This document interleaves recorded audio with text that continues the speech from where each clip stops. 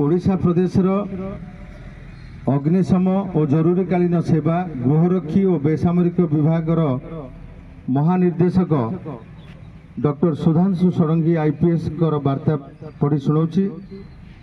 ओडिशा गृहरक्षी और बेसामरिक प्रतिरक्षा संस्था डिसेम्बर 6 तारिख दिन सब वर्ष परि प्रतिष्ठा दिवस पालन करुछि। ओडिशा रे गृहरक्षी माने पुलिस विभाग को विभिन्न कर्तव्य निर्वहन रे उत्सर्गीकृत सहायता प्रदान करि आसुछंती। स्वेच्छासेवी भाव में सेमाने समाज को प्रतिनिधित्व करी शांति श्रृंखला रक्षा करने ପାଇଁ कार्यरत।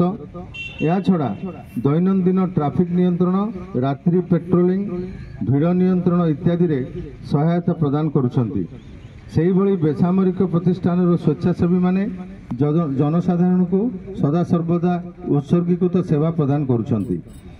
गत साधारण निर्वाचन रे 19,987 जन गृहरक्षी विभिन्न पर्यायर राज्य रे और पड़ोसी राज्य छत्तीसगढ़ रे आईन श्रृंखला नियंत्रण पर नियोजित होई प्रशंसार पात्र होइछंती।